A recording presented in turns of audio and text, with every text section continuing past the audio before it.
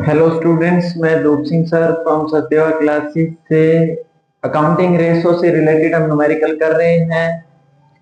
उसी में हम आगे न्यूमेरिकल को कंटिन्यू करते हैं। दो न्यूमेरिकल मैंने बोर्ड पर नोट किए हैं, most important numerical for Haryana board और एचपीएससी बोर्ड। स्टेटमेंट को रीड करते हैं, फिर हम इसको सॉल्व करेंगे। A firm has the current ratio of 3.1 is 1 and quick ratio 2 is 1. Assuming the inventory at rupees 24,000, stock आपको गिवन है। Find out the total current asset and total current liability. दो चीजें आपको फाइंड आउट करनी है। सबसे पहला आपका कौन सा करंट एसेट आपको फाइंड आउट करनी है और करंट लायबिलिटी आपको फाइंड आउट करनी है। वो देख लेंगे जब न्यूमेरिकल आगे करेंगे।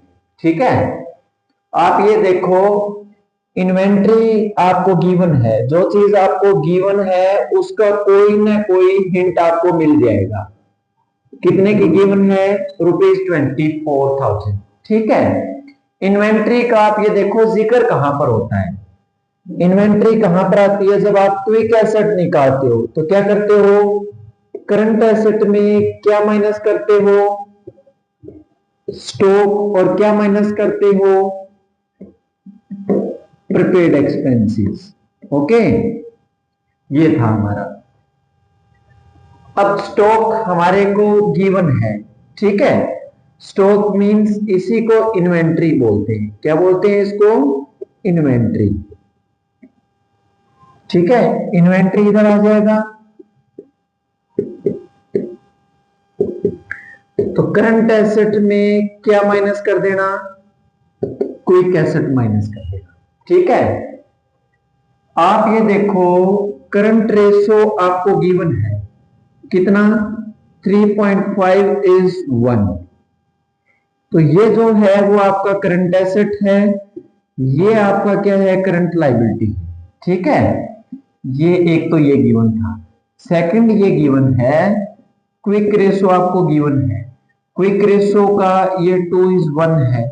तो ये जो है वो क्विक एसेट होती है और ये क्या होती है? आपकी करंट लायबिलिटी।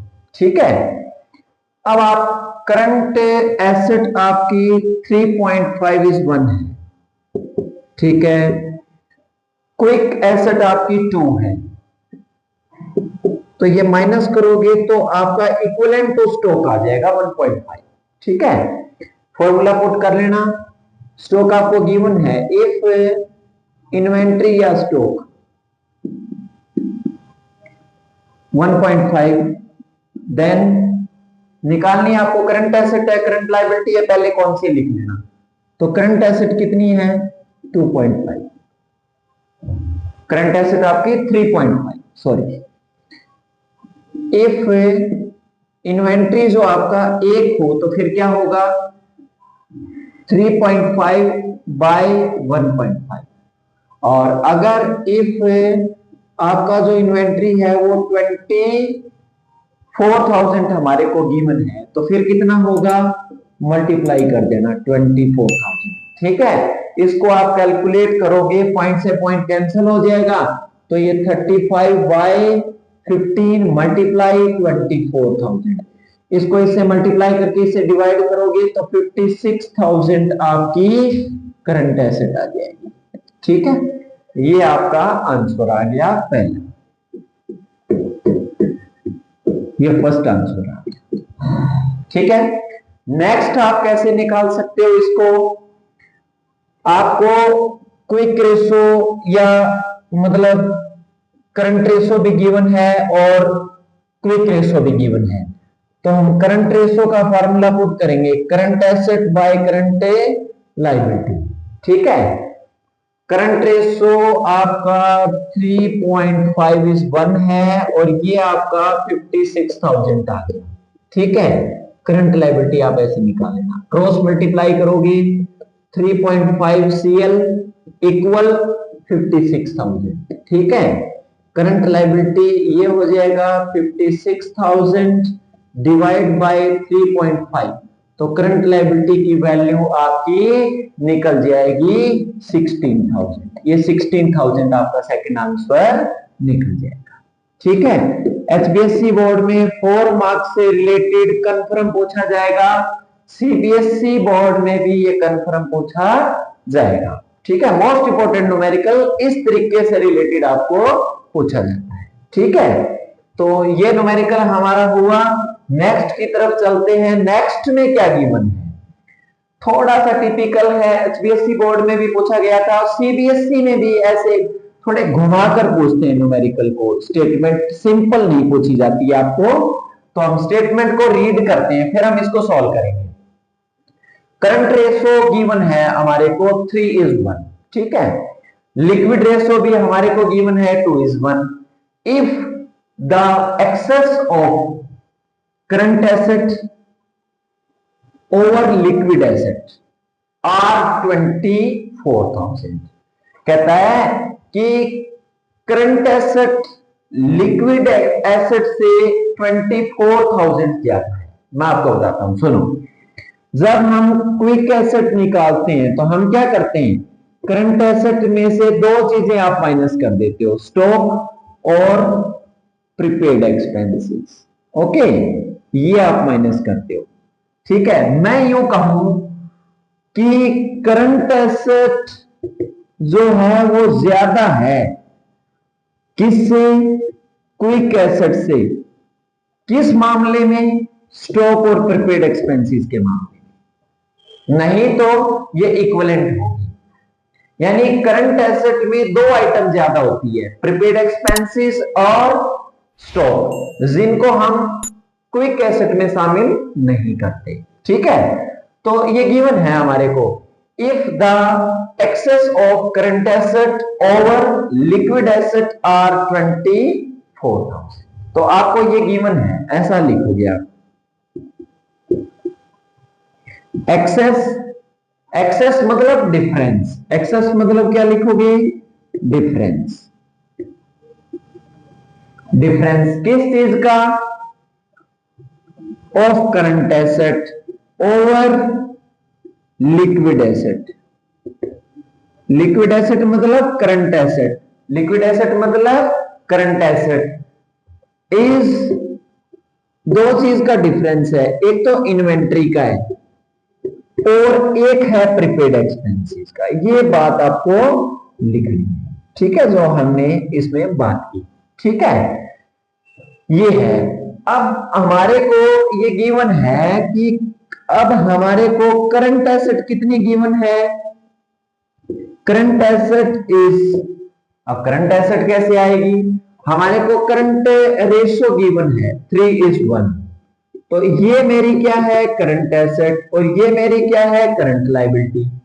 और क्विक रेशियो भी हमारे को गिवन है, क्विक रेशियो ये आपका 2:1, तो ये आपकी क्या है, क्विक एसेट, और ये आपकी क्या है, करंट लायबिलिटी।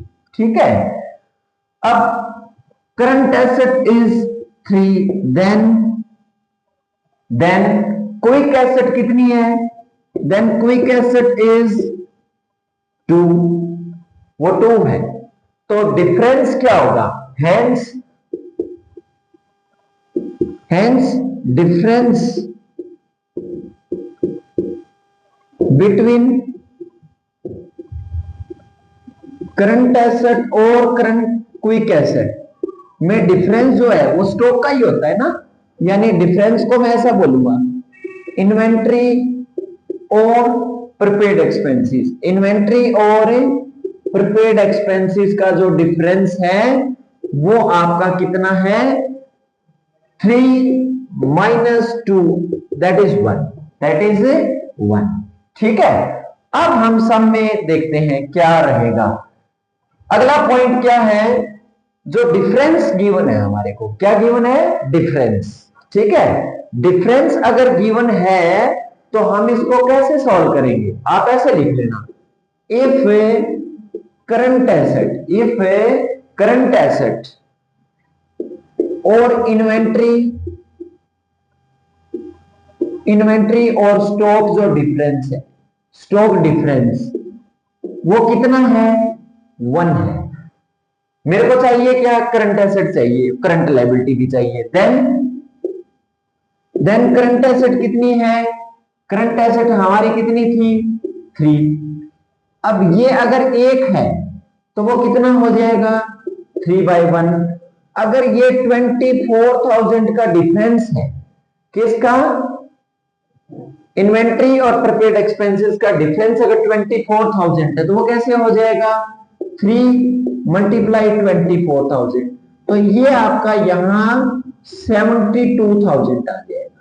क्या वैल्यू आई, करंट एसेट की, करंट एसेट की वैल्यू आपकी 72,000 आ जाएगी। बहुत इजी है। अब आप फॉर्मूला पुट कर लो करंट रेशो का, current asset by current liability. ये 3:1 है और ये करंट एसेट आपकी 72,000 आ गया, और ये हमारे पास गिवन नहीं है, तो ये 3 करंट लायबिलिटी इक्वल 72,000। तो करंट लायबिलिटी इक्वल 72,000 और बाय 3, तो ये आ जाएगा आपका 1 और ये आ जाएगा 2 और 4। ठीक है, ये आपका करंट लायबिलिटी आ गया और करंट एसेट आपका 72,000 आ गया। ये आपके फाइनल आंसर है। ठीक है, एसबीएसई बोर्ड में प्रीवियस न्यूमेरिकल फाइनल एग्जाम में कंफर्म 4 मार्क्स का पूछा गया है। ये न्यूमेरिकल बहुत इजी है, करने में इजी रहेगा। इसको हम सॉल्व कैसे करेंगे, करंट रेशो हमारे को 3:1 गिवन है, लिक्विड रेशो भी गिवन है। बस इसमें एक बात ये गिवन है, if the excess of current asset over liquid asset, current asset और लिक्विड एसेट जो है उनमें डिफरेंस जो है, एक्सेस है, मतलब क्या बोला, excess of current asset, current asset excess है किससे, लिक्विड एसेट से, कितनी, 24,000। एक्सेस किस मामले में होती है, जब हम क्विक एसेट निकालते हैं तो करंट एसेट में क्या माइनस करते हो, स्टॉक और प्रीपेड एक्सपेंसेस। यूं कहो कि करंट एसेट में ये 2 आइटम ज्यादा होती है, क्विक एसेट, ये स्टॉक और प्रीपेड एक्सपेंसेस 2 आइटम ज्यादा है। ठीक है, तो इन दोनों का जो डिफरेंस है, इन दोनों का जो डिफरेंस है वो हमारे को 24,000 गिवन है। ठीक है, एक न्यूमेरिकल हम लास्ट डिस्कस करेंगे, इससे रिलेटेड न्यूमेरिकल आपका लिक्विडिटी रेशो में लास्ट न्यूमेरिकल है, उसके बाद न्यू रेशो हम पढ़ेंगे। ठीक है, एक स्टेटमेंट को रीड करते हैं और सम को सॉल्व करेंगे। बहुत ही यूनिक न्यूमेरिकल है, इस तरीके से भी न्यूमेरिकल कंफर्म एग्जाम में पूछा जा सकता है। The ratio of current asset, current asset given आपको ₹6 lakh to the current liability ₹4 lakh is 1.5:1 है। आपको करंट रेशो गिवन है, करंट रेशो कितना गिवन है, 1.5:1 है। ठीक है, और करंट एसेट भी आपको गिवन है कितने की, ₹6 लाख, और करंट लायबिलिटी भी आपको गिवन है ₹4 लाख। ठीक है, the accountant of the firm is interested in maintaining the current ratio 2:1। अभी ये 0.5 कम है, अकाउंटेंट है वो ऐसा इंटरेस्टेड है कि ये 0.5 ज्यादा हो जाए, मतलब हमारा आइडियल रेशो मेंटेन हो जाए। ठीक है, by paying off the part of current liability, कुछ पार्ट पे करेगा, लेट कर लो, let part of current liability, current liability paid ₹X1, X हमने पे किया, इसके बाद हमारा करंट रेशो जो मेंटेन हो जाएगा वो 2:1 हो जाएगा। ठीक है, तो देखो ध्यान से, करंट रेशो ये है, फॉर्मूला क्या है, current asset by current liability, ये रेशो कितना हो जाएगा, 2:1, और करंट एसेट कितनी है आपकी, ₹6 लाख है।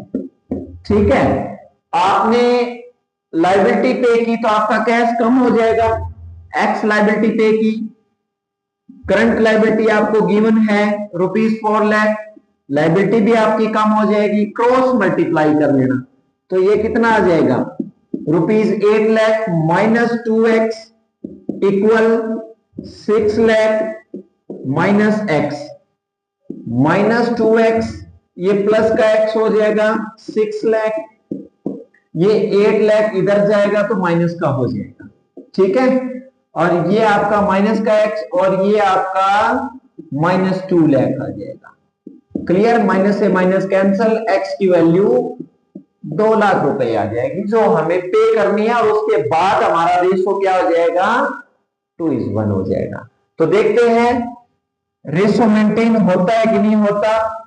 Current asset by current liability, current asset हमारी कितनी थी, 6 लाख रुपए थी, कितनी थी, 6 लाख रुपए। 2 लाख रुपए हम पे कर देंगे तो कितना रह जाएगा, 4 लाख रह जाएगा। करंट लायबिलिटी हमारी 4 लाख थी, 2 लाख रुपए रुपीज 2 लाख अगर हम पे कर देंगे तो वो भी कितना रह जाएगा, 2 लाख रह जाएगा।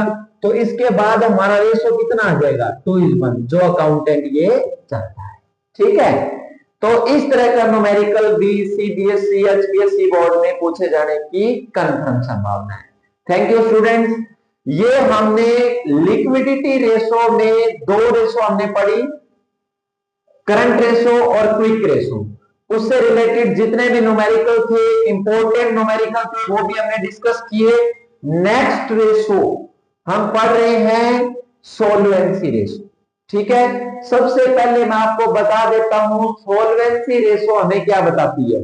सोल्वेंसी रेशो ये बताती है कि फर्म की लॉन्ग टर्म लायबिलिटी को पे करने की कैपेसिटी है या नहीं, या ये सॉल्वेंसी रेशो ये भी बताती है कि फर्म के ऊपर लोन कितना है और शेयर होल्डर का पैसा कितना लगा हुआ है।